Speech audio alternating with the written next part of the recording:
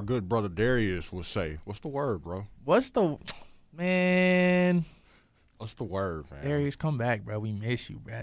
Oh, we miss you, bro. Shout out to Darius, man. Shout out to Darius, man. Shout out to Darius. Shout out to Darius, man. I don't know the brother, but shout out, you know what I'm saying? That's love right there. We appreciate that. That's love.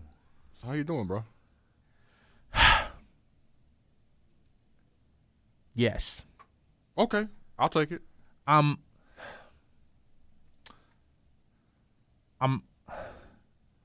over it all. Mm-hmm. But I'm blessed.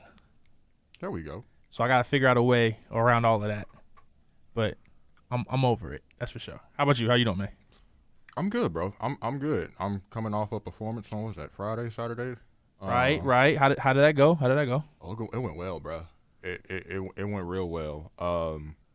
Yeah, it was like an artist event, so a bunch of like rappers, singers, musicians, poets, the whole nine, bro, came out. We did our thing for that whole night, and all the proceeds went to charity and everything. So yeah, man, it's real dope. Love the kids. We love that. Yeah. Yeah. I don't know if we can. Well, I mean, yeah. See, I wanted to say the whole Martin bit. You know what I'm saying? I love the kid, but see, that don't sound right. I'm glad you didn't. Yeah. You know, I'm glad you didn't. Yeah, for sure. So today we have a special guest with us today. Yes, we do. We have Mr. Jaison with us, good sir. Come on. What's up, man? How you feeling, bro? Man, feeling good, bro, you know what I'm saying? Or in the words of this brother, yes. You know what I'm saying? Okay. All right. So, Jake, you know what? Before we even start, I have an icebreaker question. Here we go. Okay? If you could experience something for the first time again, what would it be? Something for the first time again? Yeah. Man. Falling in love with the right person. Okay. Deep. We off the bat deep. Okay. All right. I like that. The trajectory of this pod is already on. It's already on fire. Yeah. No. It is. Cam, what about you, bro? I don't know. You don't know? I don't know yet. What you got? I know you probably got an answer for this. Yeah. Since I thought about it, yeah. So I think my first, the thing I want to experience over again is writing and posting my first poem, right? Because I said it 1,000 times on this podcast. So how I got my start writing poetry was just me going and so there was this website back in the day called Tag. Some of y'all may know what it is. Some of y'all might not. It's cool. It's okay. It was short-lived anyway. But essentially, it was the bee's knees or whatever in high school. So that it was the most popping thing, right? So you had a bunch of different guys showing off certain things that they could do on their page to attract the attention of girls. Me as a string bean back in elementary and high school, I didn't have much, okay? So me just one day, I was just writing something that rhymed. I was like, oh, this sounds kind of cool. Sounds kind of dope. So I wrote it and I put it on Tag, not to get girls, but just to put it on there, and it started getting attention. But, you know, the whole attention from girls thing aside, like, I think in that moment, what really stood out, now that I'm older and I can go back and think about it, was, yo, this is something that I can do. It's something that I do well. And before then, I didn't have that. Gotcha. You know what I mean? So that was definitely, yeah, something I would like to experience again. Like in my adulthood, just looking at it, going through it, yeah, it was magical. Come on.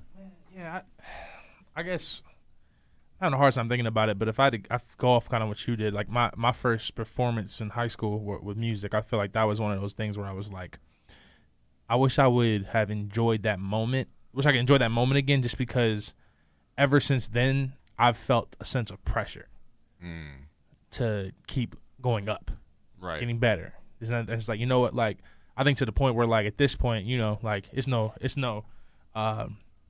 secret that I ain't put nothing out in the last like 2 years, right? Maybe 3. No, 2. But part of that's pressure. It's just like man, like I can't, like I'm also not surrounded by the guys I used to be surrounded by, so that makes a difference. But I think that like the pressure of it makes it a little more difficult. You know what? If I could change my answer, maybe I would go back to that season, which when we were doing the breakfast sessions, where Saturday morning we would come together and do that. And and like eat breakfast, hang out, and then make music, and we wouldn't leave like the house, like the apartment until like 2 or 3 p.m. I think those I would go back to those days because that's when it was just like even more pure because we were just having fun. Like it didn't matter what happened. If it was great, it was great. If it was sucked, then it sucked. We had a good time regardless. Yeah. So I would say that was probably the time I would want to go back to. I'd probably want to go back to that the purest moment of making music because man, I miss the freedom that it used to give me. Now I just kind of feel like it's that's not good enough, and that's not the vibe. Like you're just gonna that's not it. So, it's interesting that you say that because I was at that point too. So I had my first poetry book, and then I kind of went off on a tangent and collabed with this poet who was leagues better than I was at poetry. Right, he's written countless books and everything else. Way more experience. So you put that on top of me wanting to do a second poetry book, and I'm just thinking to myself, like, man, it's a lot of pressure. You know what I mean?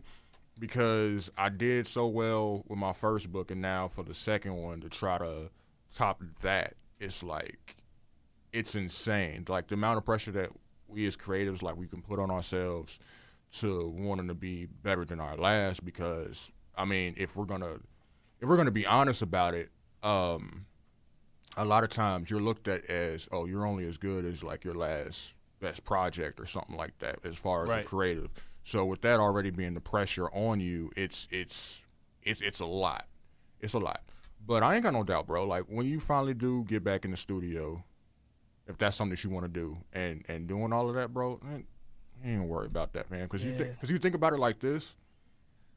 Right now, as far as doing it like writing and performing, you might be a little bit rusty on that because that's just with anybody. If you've been doing things for a while, you might be a little rusty at it. Yeah. But you've lived life since then. Yeah, that's fair. You've grown as a person, so there's more material and everything else to go off of. And I don't say this to just be like, just to say it, but like I truly believe that the next season of my life that's coming up, like I can see that like the sun's about to peek up over the horizon, and I'm like, man, all right.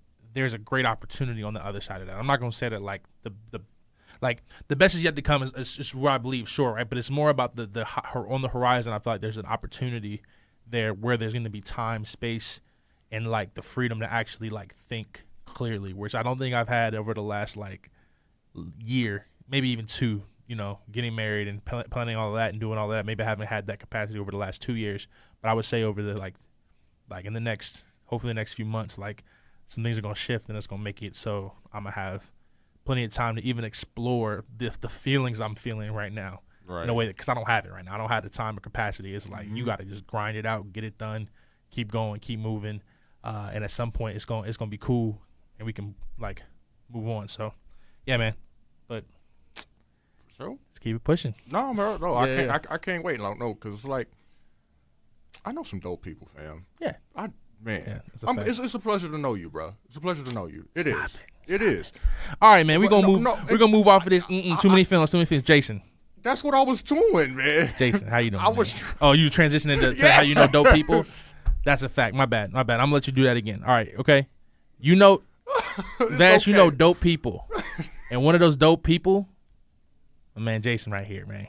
Hey, it's all good. I'm just taking it in, man. See, yeah. I'm used to seeing this brother in the gym setting where I'm just showing him workouts and we grinding out. It's quiet. You know what I'm saying? I'm about to say, yeah. Tell us how y'all linked up, man. Tell me how y'all met. Man, start with a phone call. You know what I'm saying? Tall, recognized tall. You know what I'm saying? And next thing you know, man, we in the gym working out. Like, man, how else would you put it? You know what I'm saying? Well, I mean, there's more details to it than that, but like, it's so we met at my job. So he called to book an appointment at my job, and he inquired about, like, oh, well, I'm tall, like, would I fit, you know what I'm saying, in your facilities and things. And I'm just like, yeah, you would. Now, This is all before he sat there and said any of this, right? Because, look, I'm going to be honest with you, okay? Okay? The whole height question thing and everything, at that point when he called at that time of the day, I was kind of over it already. I was. Like, in general, I was, like, over it, right? And then he was like, yeah, no, man, like, I got to come, like, when do you work? Like, I want to see you, like, on the day that I come in. I'm on the phone. I'm looking at the phone looking like, all right, yeah. So I told him the day he came in and everything. And I'm glad that I did. I'm glad that it happened how it happened because connecting with you, bro, has been amazing. You know what I'm saying? Come on. Right? Yeah. Because, like, bro, like, you do a lot. You have done a lot. And I wanna talk about some of that. So, man, bro, where would we start? Where would you want to start? All right. So first, to backtrack the quick story how we met, right? So to add more detail, right? So my brother, he's 7 feet tall. You know what I'm saying? And he got a similar voice, right? So anyways, I called to book an appointment to the, what's it called? The float spa. The float spa. Shout out to the float. Hey, yeah, check it out. You know what I'm saying? And True hit up brother Vash. You know what I'm saying? Get some discounts. He said, "Come holla at the plug." hey, don't say my name, bro. I cannot get even though he might ain't not no be promo working. codes in there, bro. With your name on it. Nah, go ahead. Type in Vash 10 for 10% off. You know what I'm saying? But funny thing is, so actually I was booking it for her birthday with her imaginary person. You can't see on camera. And I asked the brother, like, yo, man, quick question. Like, I'm 6'6", would I fit one of those? The first he says, like, bro, I'm 7 feet, I fit. I'm like, hey, you know what I'm saying? Hey, like, you 7 feet? I'm gonna stop you right there. It is rare that this man fesses up to his height. That's a big deal. That's how you knew it was already in the stars. 'Cause he don't do that. Oh, That's for real? the first time I asked him how tall he was. He looked at me like, come on, man. How you gonna ask me that? And then refused to answer it. So, man, the fact that he gave that willingly. Oh, no, yeah. He said, Yeah, I'm 7 feet, I fit. I'm like, damn, word? I'm like, hold up, 7 feet? Hey, hold up. So that's why you had to meet him. That's why you Yeah, had to be there. And then Got the you. voice, initially I thought of my brother Mufasa, which you met. And I was like, I gotta meet this brother. When do you work? You know, like, we coming tomorrow. Like, no, I'm off tomorrow, Wednesday. Like, Wednesday it is. So we showed up, sure enough, brother, 7 feet, you know what I'm saying? And the rest is, I mean, history, you know what I'm saying? Like, linked up, started working out. But, yeah, so I had to clear that part up. Now you asked, where to start with my story? Yeah. Man, how much time we got? And enough time for you to tell it, bruh. Nah, I'm playing. But, you know, I'll start from this point. So, let's just say I had a regular life, right? Everything normal, average life. It's all good. 6 years ago, on my way to work, October 14, 2016, I was riding a motorcycle, you know, Suzuki Katana, crotch rocket. And on my way to work, a lady on the cell phone came crashing right into me. So, if you can see on camera, like, my whole arm broken like 16 places. I'm not sure if you can see right here. Yeah, 16 places in my leg, you know, back of my head. And long story short, I died. I left my body and everything, and I came back. And I guess that's the moment that changed everything for me. Like, it opened my eye. And by eye, I'm talking about my third eye. You know, I learned some lessons there that was for me to learn. But if you want to share it with y'all, you know what I'm saying, take it as you want, you know what I'm saying? I'm writing a book on this. Actually, I started writing a book. I stopped. This brother inspired me to keep going. So shout out to Vash again. Go check out the book. You know what I'm saying? But long story short is this. So I get hit, and it felt like a dream. You know what I'm saying? Felt like the whole thing felt like a dream. Now I'll go into detail in my book, so stay tuned for that. But the quick version is this. I learned 3 valuable lessons in that moment of dying, right? One, I learned we don't die. So my body was bleeding out, going back to the earth, but I was still me, and I left my body. So I'm floating over my body, and I'm kind of rising, you know? And at first it felt like a dream, but then you realize real life. And you see your body there bleeding out, people surrounding you, all this stuff, but you still you. I'm still me, but I'm outside my body. I'm looking at the world in a whole different view.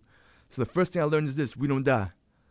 Where do we go? I don't know. I came back, obviously. That's a whole, you know, details in the book. But, yeah, I learned we don't die. And that was mind-opening, you know what I'm saying? I always wonder what happens.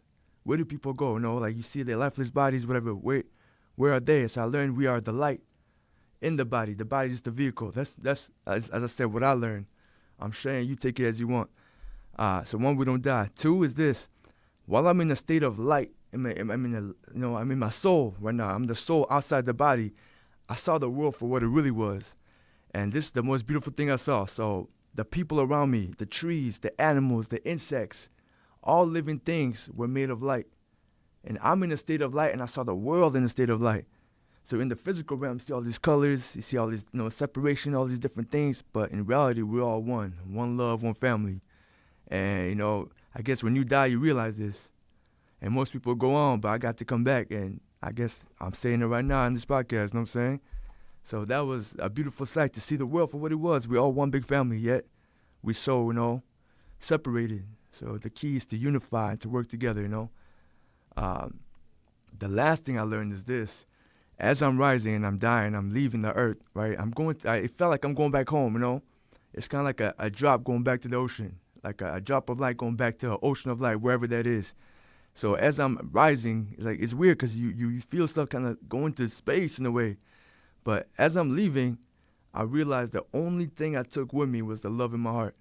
Money, cars, all material things mean nothing. None of that stuff matters. You don't even think about that. All you think, you have flashbacks of all your good deeds, all the good things you did, and it's just like, that's the only thing you take with you. The only currency is love, you know what I'm saying? That's all you take with you. So as you can imagine, coming back to life, like I said, the full detail in the book, $29.99. Not playing. I didn't finish the book yet. But for real, as I came back, I realized, I need to live my life. I was 27 when this happened. I follow society.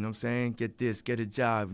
Get married, all these things, and I realized none of that really matters in terms of you. We all have a path. We all have a destiny. We're here for a reason. You know what I'm saying? Mm-hmm. And we are, as I call it, we all here. We all born to win. We came to this earth to win, to succeed, to fulfill what we came to fulfill. And each one of us have a specific goal, a task we came to do. So when you start following society and start working for money outside, you forget that. You forget that dream, that light within you that's telling you to go out there and be all you can be. So coming back to my body, I realized, I gotta live my best life, help as many people as I can. Fill up my heart with love, you know what I'm saying? That's why I go out there, help people, and just do good. Just do good. Wherever, anywhere. And, yeah. That's beautiful. For real. For sure, man. So, you, I don't know if you want to talk about it now, and it's okay if you don't want to talk about it. We can move on to something else. No, it's all good. So, you are in the process of getting ready to start some like life coaching. Oh, got you. Yeah. No, so what I've been doing for a while, right? I got off social media for the last 3 years, right? I COVID, whatever. I took a break from everything, just chilling, figuring myself out, figuring out, what I want to do. I opened up a gym and all that. COVID happened, I had to shut it down. That took a huge hit, and a lot of things happened. So I took myself off everything, right? And once I got in a clear space, I got back on social media. And then I found a French group of spiritual people, Mm-hmm. And I started posting some videos about spirituality, spread love and all that. Next thing you know, that one post caught on. And I had 50 friend requests the next day. And then, man, next thing you know, people are hitting me up, let's do a live video or whatever. Long story short, I did a live video with the president's makeup artist. So her name is Audrey. She's French. She's from France. And she so she lives in New York. Well, not New York. She's in Washington, D.C. She did the president's makeup, all that stuff. She's a big makeup artist there. Okay. And we ended up talking on spiritual terms, all that stuff, clicking. She's kind of part of a soul family, you could say. You know what I'm saying? We clicked on a higher level. So we did a live together. And next thing you know, off that, it kind of started, picking up. People started hitting me up, trying to, they asking for help. They're going through mental issues. So I feel like a psychologist, but more without any rules, you know what I'm saying? Kind of just there to just show love to somebody, you know what I'm saying? And let them kind of take it in, grow, kind of water people with love by giving them my time and helping them through whatever issues they're going through. Because I realize a lot of people, you see them at the gym, they might be jacked up, looking good physically, but internally, mentally, a lot of people are struggling. And that's where I realized, I have a lot of people hitting me up. If you check my messenger, I get a lot of messages. People hey, can I talk to you? I'm going through a rough day, out of nowhere, strangers. Mm-hmm. So I started helping them for free, just I see people in need, I help them. And now I realize people are asking me, I'll pay you Like, you know, because they realize my time. There's a lot of people, so I realized why not start life coaching and help people that need help. If they can't pay me, it's all good. I'll do it for free. But, you know what I'm saying? Might as well help people. You talk a lot about working out, being in the gym and stuff like that, man. What do you like? Is that something that you did before the accident? And then is that something that you feel it's all tied into as well as like to the spiritual like mindset that you have as well? Is that all a part like one thing? It's a dope question. Actually, that ties into how me and this brother started training, right? Should I talk about that too? Yeah, go ahead. So first of all, one thing I learned is this, right? Humans, a lot of us, we have like one of the three, right? Either we have the mind, the body, or the spiritual, you know, kindness or whatever you want to call it, right? But I realized to be the ultimate human, you need to develop all three. A lot of people are super smart, super talented, all this stuff, but then they got, physical issues, like they're not in shape. Other people are in the best shape of their lives, but man, mentally they're not there. Right. Very, you know what I'm saying? And they're one of the other, you know what I'm saying? But I feel like we need to develop all of them, all three, mind, body, and spirit. Got you. And so speaking of my accident, right, so this is going to be hard to believe, but before my accident, I was 430 pounds. I was heavyweight. Whoa. All right. Yeah. Yeah. Wow. Wow. How much do you weigh now, just to get context? Now I'm at 240. Whoa. Yeah. 240, but I got a little something going on, you know what I'm saying? But but the reason I say this is I walked in the gym, Planet Fitness at the time, before my accident. This is 2 months before my accident. I walked in the gym, like I said, I need to take control of my life because I was in a bad place, man. I was depressed. And I remember I'm in the gym. I have no idea what I'm doing. I have no clue. I'm just there hitting the treadmill. I don't know how to lift weights. I never learned a day in my life. And there was another brother there, right? I see him like training people there. Brother 7 feet tall. Look at that, full circle, you know what I'm saying? Brother, yeah, 7 feet tall, ripped up, bodybuilder, you know what I'm saying? Blonde, blue eyes. Brother Bill, rest in peace, you know what I'm saying? But that brother, right, I remember I watching him train people. I'm watching, okay, this is what he's teaching him to do. And I asked him, I don't want to be rude. I asked him, like, hey, I'm just watching you. Is it okay when you're done, I do what you taught him? He said, man, yeah, no problem. And I asked him, how much you charge? You know, he said, man, $40 a session. At the time, I had no funds. I'm like, man, you know what? I can't afford this, but if you don't mind, I'm just going to be watching what you're teaching him, and I'm just going to, as soon as you guys leave, I'm going to use the machine and do what I know. And he said, yeah, no problem. Long story short, one day, one of his clients didn't show up. I guess something happened, and he comes up to me like, yo, man, you know what? I got a free hour. You want to train? I said, man, I got no money, man. But he's like, no, don't worry about it. Let's train. To wrap it up, Tuesdays and Thursdays, this brother would just train me for free. He knew I had no funds. He would just train me, show me every muscle group, everything, you know, just to get me started. And I started losing weight, started getting in shape. And the crazy thing is this, right? Within 2 months, he showed me every muscle group. Like from calves to shoulders, to every muscle group, he showed me everything. I remember we were sitting at Mariano's afterwards, just talking about life. And, he goes like, man, so I showed you every muscle group. I expect you to come in. If you got questions, ask me, but from now on, you can. I'm like, man, from now on, I'm good. I got enough work to do. I appreciate you, my brother. I say, you know what? One day, I'm going to get back on my feet. I'm going to pay you back for everything you did for me. And the brother looks at me right in the eyes. He goes like, you know what? I know you're a good man. I know you will. This was September 11th. September 11th, 12th, around there, 2016. So the following Tuesday, I show up at the gym, and usually the brother's there, training people, whatever. I show up, and random people are coming up to me, like, yo, I'm so sorry for your loss. I'm like, what they talking about?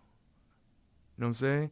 I'm walking around the gym, and random people I'm so sorry for your loss. So we became brothers in this 2 months. We became brothers, you know what I'm saying? Yeah. And they come up to me, like, I'm sorry for your loss. I'm like, what are you guys talking about? You know what I'm saying? And I remember, you didn't hear? I'm like, no, what happened? Man, so it turns out brother was on his way to the gym. So we both ride motorcycles. And on his way to the gym, he got hit on a corner, like a big intersection, hit and run. Lady took off running. He snapped his neck, died on impact.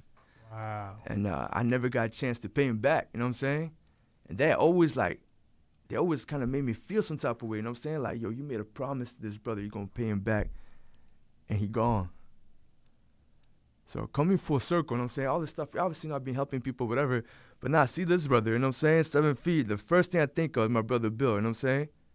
And I'm like, yo, man, you trying to hit the gym, trying to work out? Like, man, fam, I would love to, you know what I'm saying? I'm like, yo, you know what? I got you. So in a way, it's like me paying it forward, you know what I'm saying? That's awesome, man. That's awesome. Like, Yeah. for real, that's super cool. Yeah. Yeah. Like I said, details in my book don't know.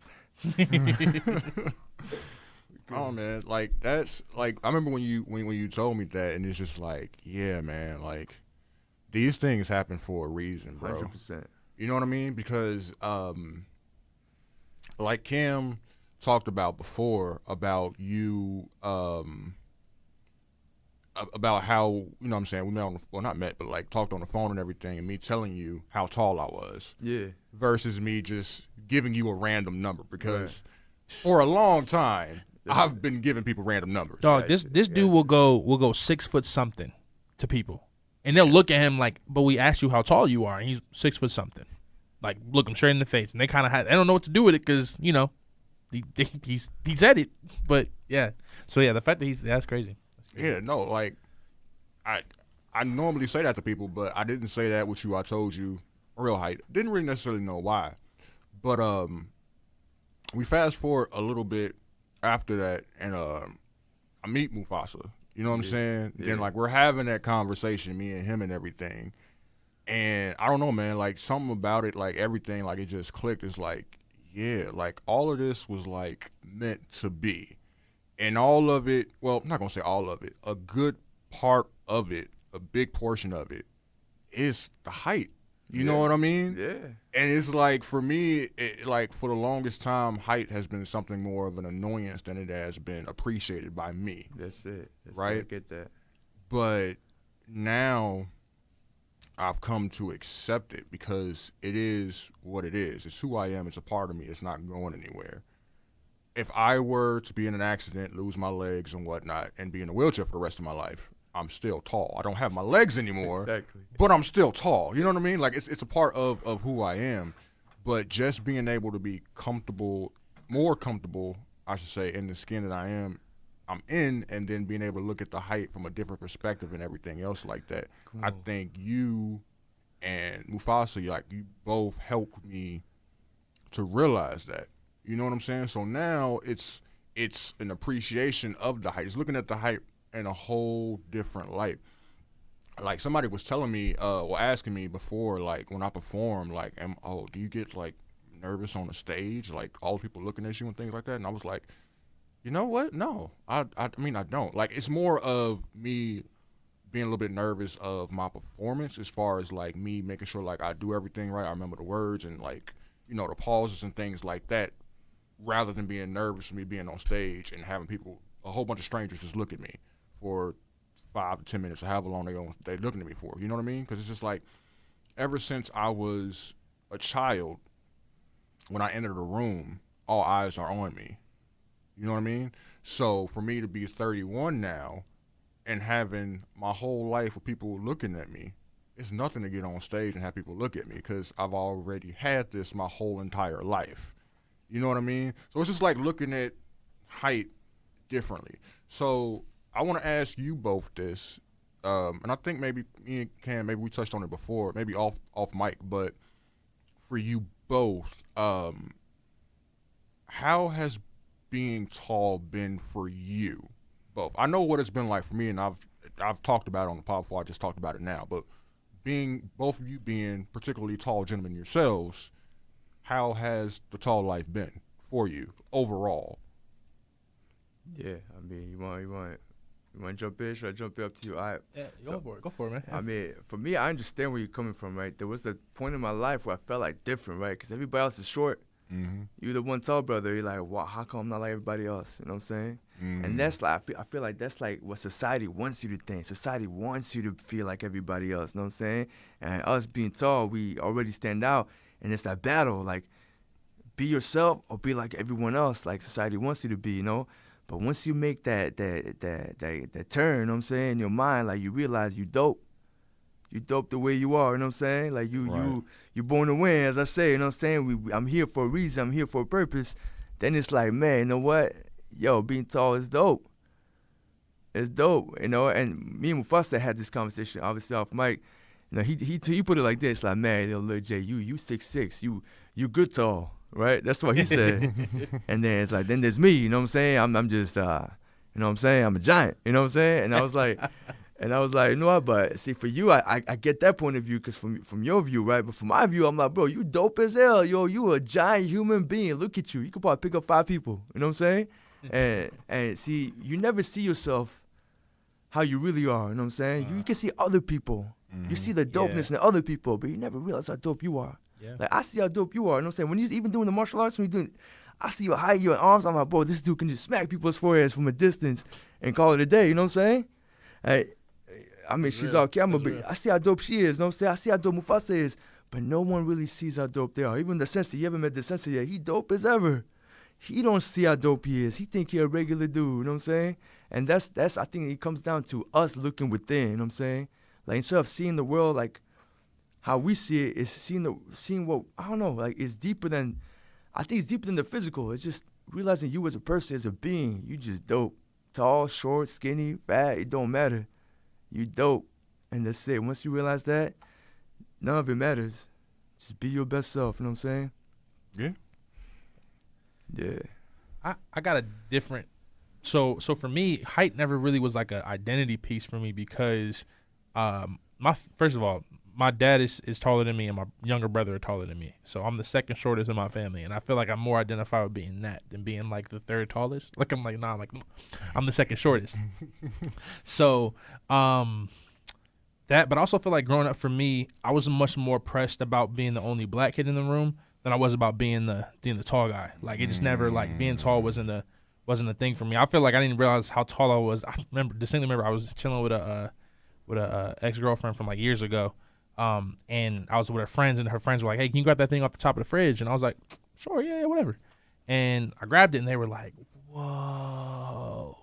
And I was like, "Yo, y'all are tweaking, bro. Like, I'm like, it's not a big deal, bro. It's like, but it's like, yo, there's some people for the rest of their lives will never see you on top of the refrigerator, and that's never even never even occurred to me that was the thing, man." And so that's when I was like, "Oh, okay." But in terms of like, I think the only thing I notice is that like it definitely that's the stature of it. Means something different in certain rooms, and it's not always a good thing. Not something I always enjoy, but it, like, no matter what, like, the fact that I'm this tall and I'm this black is always going to mean something in every room I walk into. And so I've learned to welcome that and be cool with that now. But I think for a minute it took a minute to get there. But yeah, I mean, otherwise, like, you know, hooping and stuff like that. Like, but again, it was never the tallest. It was just like, I'm up there with everybody else. So yeah. No, for sure. I mean, I definitely relate to that too, man. Oh no, because he said the only black kid in school, right? Mm-hmm. Yeah. Man, so I grew up in Switzerland. You know what I'm saying? Oh, word, okay. Yeah, all the way in Europe. I was the only brown kid in the whole freaking, you know what I'm saying? The country, bruh. I mean, I was in my family. No, but for real. No, Yeah, And growing up, you're right, growing up, that they got me thinking a lot. I was the quiet kid because I'm looking around like everybody looks alike, and then there's me. And that always got me thinking, like, why? You know what I'm saying? That's when I started questioning my parents, like, how come we here? Where's our, you know? Then I started learning about my home country, Sri Lanka, the genocide, all that stuff. My parents had to flee. Okay. And so now it started making sense. Actually, one of the first songs I wrote, it's called Child Soldier. It's on my Facebook. I'll show you later if you want. But and I started learning about my culture through just studying stuff and not really being able to grow up in the country, but growing up so far away, and why am I so different from everyone? You know what I'm saying? Yeah. So I understand. So yeah, being tall wasn't a thing until I came to America. Then it was like, okay, like now my difference is I'm just tall. You know what I'm saying? Right. But no, I just want to say I relate to that. So that's dope. Sure. No, I could relate to both of y'all as far as like being different outside of just the height wise thing. Like for me, growing up, I went to an all black elementary school. I went to a few high schools, but most of the high schools I went to were predominantly black. But the thing was that my mom raised me different. You know what I'm saying? So I was while other kids were watching, I don't know, like all the hood classics and things like that, my mom was showing me martial arts movies. You know what I'm saying? Like she was showing me like all of these type of science fiction movies that I would have never watched on my own, Right. because I wouldn't have known they existed. You know what I'm saying? Yeah. So like my whole outlook on what was available to me was different from my peers, because my peers only had so high of a ceiling that they've seen Right. and that they're used to. So for them, it was just like, oh, well, since you're black, you have to like this. Right. You have to, you know what I'm saying, be involved with this or that. And if you're not, something's wrong with you. Got you. You know what I mean? Yeah. So for the longest time, it was just like, man, like, my own people don't rock with me. Yeah. So in turn, that kind of built up some resentment of saying like, yo, like, I really don't rock with my own people. You know what I'm saying? Like, I don't really particularly care for black people like that. Not saying like I was racist or nothing like that, but it's just like, yo, like, I don't Dang, connect. bro, you was racist. Like, nah, I mean, are you? like I wasn't able to vibe with them, man, because like my favorite sports growing up were basketball and wrestling, like WWE wrestling. You know what I'm saying? Gotcha. Like it wasn't football, it wasn't baseball. Right. You know what I mean? Like that's what I was watching. And I said that in class one day. One of my classmates turned around and looked at me like, yo, that sounds gay. And I'm just like, and I'm just kids thinking, are wild. and bro. I'm just thinking in my mind, I'm just like, because it's different, you know what I mean? So like I could definitely understand from the aspect where y'all coming from, because like I had to learn to be okay with myself being different, because everybody's different. It's just that when you're in school, especially elementary school, you want to belong. Right. You know what I'm saying? Like, you know you belong at home with your family, your mom, your dad, and siblings, and all the other stuff. But, like, when you're out in front of, like, actual peers and everything, you want to belong. So the things that would make you uniquely different from everybody else, you kind of sort of erase that so you can try to fit in with everybody else to make yourself a part of the clique, the group, so you can feel, like, loved and everything. Right. And that was something that I just didn't do growing up. You know what I'm saying? That's not to say that I didn't have similarities to, you know, the likes and dislikes that, you know, my classmates had, but for the most part, it was different. So yeah, I can totally, I can totally see where y'all coming from with that, yo. No, and then your story definitely, you know, I click with that too, because me, I never really fit in anywhere, you know what I'm saying? Like growing up, you know, whole childhood, you know, white people, Switzerland, I come here, right? Go to the suburbs to one of the best high schools. My father came over just for that. Mm-hmm. And, you know, there's no Sri Lankans anywhere. How many Sri Lankans you know? Dang, yeah. I know her from high school, but that's it. Yeah, that's what I'm saying. Here. Like, there's a comedian in Canada, you know, and in England, but other than that, man, there ain't no other Sri Lankans out here, you know what I'm saying? I can go in all of Chicago, probably find like 5. That's my family. You know what I'm saying? Yeah, that's crazy. But I'm trying to say, like, I came here, right, and the Asians took me in, right? The Filipinos, the Koreans, they took me in. So I'm like, oh, man, funny people, you know what I'm saying? I'm learning from them. I never really, see, the beauty of that is like, I never fit into, you know, anywhere, but I fit in everywhere, if that makes sense. No, I get you. Like, I don't have my own identity, but I fit in with everything, you know what I'm saying? So I can stay with these people. There's like anyone. I could click with anybody, man, and it's dope. And I just became dope. See, once I stopped fitting in, I start fitting in. Yeah. You know what I'm saying? No, like my mom, she told me when I was younger that if there was one thing that I had to do in my academic career was go to a high school that had different ethnicities, so I could learn how to work with, to learn from, to deal with people different from my own. And like how you said, like you were, you know what I'm saying, welcome and accepted with everybody else. Like that's the same thing with me. Like I can fit in with anybody, you know what I mean? Like I've learned that because I've been around, you know what I'm saying, like different groups of people and everything else like that. And I don't know, man, like that kind of sort of feels like a superpower, man, because like not everybody can do that. That's it. Hey, but don't use it too much, because the more you use it, the more your life, you know what I'm saying? Yeah. I'm playing. Hey, no, I like that plug. You know what I I'm like saying? that You know plug. I like that hey, plug. The more you use your powers, brothers, watch out. You know what I'm saying? Curse on Amazon. You know what I'm saying? Yeah. $9.90. No, I'm playing. Get the discount. Bash 10. Bash 10. Man, it's talking about discounts. No, man. No, dude, that's really dope. So it's another thing, and we talked about it a little bit here, but I want you to talk about it more. So not only are you going to go into life coaching, but you also are going to start doing self-defense. Yeah, well. no. So self-defense we've been doing for a minute, man. It's a complicated story, but we have groups of ladies especially, because here in Chicago, it's gun culture, man. Yeah. People get shot, guys get shot, but ladies, they get grabbed. Mm-hmm. And so, yeah, you haven't met the sensei, obviously, but he's Right. been doing this his whole life since he was 5 years old, and now he's 56. So that's 51 years of all the martial arts movies you've been watching. That's basically Yeah. him. He like the ninja master, you know what I'm saying? And so it's funny because out of everybody he been teaching, like, I'm the one that kind of stuck around because he has a very disciplined way of teaching it, you know what I'm saying? And Right. it's hard to put it together unless you really like sit there and think, you know what I'm saying? 'Cause all the moves, you got to sit there and understand, like, why is it this way?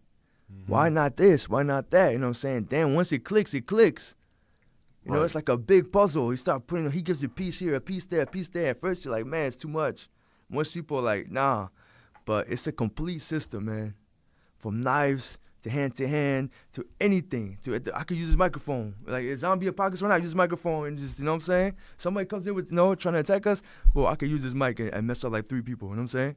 Right. Don't worry, I'm not going to mess up your mic, man. But, no, but so the self-defense there is really because a lot of people get attacked, and now, the price of bullets went up, so a lot of knife attacks. And nobody knows knife defense here, man.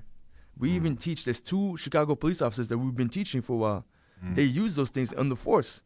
And they try to get us to, come in and teach the whole force, whatever, but there was a whole issue with they have to learn jiu-jitsu, whatever. That's a whole nother topic.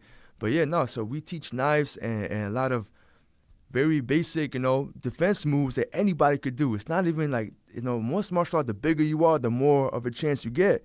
Mm-hmm. But we teach more energy flow. As, you experience a little bit, as, you'll see. Like, I know you can't see on the camera, but even her, well, she can take me down. She can take anybody down, you know what I'm saying? It's whatever energy the aggressor throws at you, you redirect it, use it against them. And, man, it's beautiful. Yeah. It's beautiful, man. It's such a big art, but we have to teach it in such a way that people slowly, develop. And it's like a language, man. Once you learn how to speak, like most the difference is most martial arts, like they teach you a certain way and you have to repeat that way and then you pass on that same way, you know what I'm saying? Whereas we kind of teach you mechanics and techniques. It's like different phrases and words, and then it's your style. You put it together. Like the way I fight is going to be different than the way you fight. Right. And the way she fights is gonna be different than the way we fight. You know what I'm saying? We based on your body, mechanics, the way your height, all that stuff plays a factor. So you express yourself your way. And something like Bruce Lee would say, be like water, always adapt. There's no one set way of doing something. It's always evolving. Always have different ways of doing something. Never doing the same thing twice. You know what I'm saying? So that's the beauty of martial arts, and that's what we try to teach in the language form, to communicate your way. Yeah. Okay. How long have you been doing martial arts? Man, so honestly, after my accident, right? Right. One part I forgot to mention, I'm in the ER, right? And my arm is broken in 16 places. My leg is shattered. The doctors come in, right? And literally 9 doctors come, like one after another, right? The first doctor comes in, American dude, is like, sir, we need to amputate your arm right now. I remember I'm bleeding out. I'm in the chair, and I'm like, listen, I understand what you're saying, but I need this arm to hold my daughter again. My daughter was 3 years old at the time. And he looked at me. He saw like the willpower. Hey, I looked at him then now. I'm like, I need this arm to hold my daughter again. He looked at me like, man, I don't got time for this. He left. Just another doctor in, like, sir, I understand we keep you on, but we need to amputate this right now. It's crucial. I look him dead in the eyes. I'm like, sir, I understand what you're saying, but I need this arm to hold my daughter again. They literally send 9 doctors, all American. They tell me the same thing, and I look at each one. I'm like, I understand, but I need this arm to hold my daughter. Like, no one's taking this arm from me. The 10th doctor from South Africa, he comes in like, sir, I think I can save your arm. Man, boom, you know what I'm saying? He does the whole operation. Basically, he removed my whole arm, screwed it together with 16 screws, popped it back in, and later on, he tells me there was a 3% chance that all this is gonna work. That's crazy. And Wow. and I took it. So the reason I'm saying this is, after the whole hospital, and the doctor, I remember the doctor came in. I'm sitting on the chair. They used to have a sit-to-stand machine to lift me from the bed and put me on the chair. And I remember that just maybe 3 or 4 days after the surgeries, whatever, he comes in and he's telling my family at the time, I'm sorry, but I don't think he'll walk again. As soon as the doctor left, I said, hell no. Boy, I stood up. I was like, oh, I stood up, started walking. The nurse came in with the plate full of food. She dropped the plate. Oh my God, oh my God, oh my God. I looked at the nurse down. I'm like, ma'am, help me walk. She helped me. I walked down the hall and back. The same doctor that came in moments ago said, I'm not going to walk again. He's there like, what the hell? This guy's walking, you know what I'm saying? Yeah. And I realized the power of your mind at that point, you know what I'm saying? And I started pushing myself. They say I'm not going to have my arm, I'm not going to walk. Man, I'm walking. I have my arm. And after that, as soon as I could, like, you know, I saved the rest of it for another time, but I started my own business. I drove to Canada, set up shop, made, you know, dope money, bought a house, bought my dream car, my dream bike, all that stuff. And right then I started like learning, you know, I met the sensei, like how we met, God's plan. I met the sensei, so for the last 6 years, I want to say 5.5 years, 6 years, I've been training with the brother. And I took it seriously, man. Any chance I had, I went, I learned, you know. And it was rough. It was because initially he taught, like, you find regular people that teach for money, you know, like they teach you, they be, you know, nice to you, you know what I'm saying? Right. Then you got the sensei, like, yo, like your foot's off balance, your angle is wrong, like get it right, you know what I'm saying? I'm like, dang, you know what I'm saying? But right. That pushed me into understanding it better. You know, most people backed up, like, yo, I don't got time to be, you know, put in the stress. It was stressful, I'm not gonna lie, but I went through it and it forged me into a warrior, you know what I'm saying? I understood the mind of a warrior. Whoa, you can't have no mistakes up here. You gotta be calm, you gotta be peaceful, but you gotta be, you know, you gotta be ready. Right. Every move counts. Someone comes with a knife, oh, we're not playing games. Every move, like, even the way your thumb is placed, everything has a purpose. If not, it's your life. Yeah. And, you know, I didn't realize that till later on. I'm like, man, he was so strict and so rough on it. But that's because if you do it wrong, that's your life. And he's not trying to teach me to go out there and die, you know what I'm saying? Right. He was teaching me to go out there and actually deflect the knife, redirect it, hold it against them, and control the situation. And once that all cleared, I'm like, dang. So, yeah, so to go back to your question, yeah, 6 years, man, and I love it, man. It's like a part of me that just evolved. You know, it's like a warrior within that just kind of came out, and I was like, man, I'm just calm. Confidence, calm, wherever I go, like, even if there's like 20 dudes coming, sometimes in the sauna, like 5 dudes come in, I'm thinking like, man, if they were to attack me, I already know I'm good. And it's weird, my mind just thinks like that, you know what I'm saying? Just always prepared, man. But yeah. My goofy self wanted to just reach out and just try to swing on you real quick. He's like, is he ready now, though? Is he ready now? I believe you're ready. That was just a really funny thing. You're probably thinking about it now, huh? Like, if I was just to go ahead and fire off, like, it would just be. I mean, first of all, you split my whole arm up. To reach, but that's a fact. Yeah. No. Listen, I know you cooked me. I know you cooked me, but you were just saying, like, how you're like, you just got to stay ready. And I was just like, I'm just childish, bro. I'm just like, how ready is he right now, though? For example, if you were to come, the easy method would just to block your the elbow? Yeah, the elbow right there, and keep your arm there. And then I might just say quick smack in the face, but that's it, you know what I'm saying? Hey, he's ready. That's a fact. I couldn't help myself. I was just like, yo. Nah, I could show you something after, man, with the knife, you know what I'm saying? Like, she can even show you something, man. That's what's up, though. Nah, for real. You right, though. I mean, and especially with the whole, like you said, the whole ammunition thing changed like that. People need to know this, so it's good what you're doing. You know what I mean? Yeah, for sure. Yeah. No. Do you watch movies a lot or often or sometimes? You ain't got enough time? Man, I used to watch movies like crazy. So it's crazy, right? Growing up, I had no funds, right, for nothing. I had like a bootleg PlayStation, whatever. So when I had funds, I bought everything. PlayStation, Xbox, a Switch, you know, like computer. I got $10,000 gaming PC. I don't touch it. The Xbox was in the box, unopened, for 2 years until I gave it to a homie. You know what I'm saying? He'd come to my house all the time, like, bro, your Xbox sitting right there. Bro, your Xbox sitting. I'm like, you know what? When I was moving, like, yo, just take it. But that was bad. And to this point, do I watch movies? Honestly, I don't got time. Every once in a while, I might hop on something, you know. Yeah, you see me play Destiny. Right. I just started, you know what I'm saying? Right. But I might hop on watch like an anime or something and fall asleep, usually. The last movie I saw actually would be the Super Mario Brothers for my daughter's birthday party, whatever. But that's about it. Gotcha. How was that, by the way? But it was dope. Yeah. So I had to watch it twice because I fell asleep. The first time I fell asleep at the end.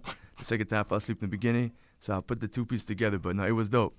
Nah, it really was though. It was. The first time I watched it too, I fell asleep at the end. I'm like, I need to go back for real. Yeah, because you missed it. Like, wait, what happened? They saved what? You know what I'm saying? Like, you missed the most important part.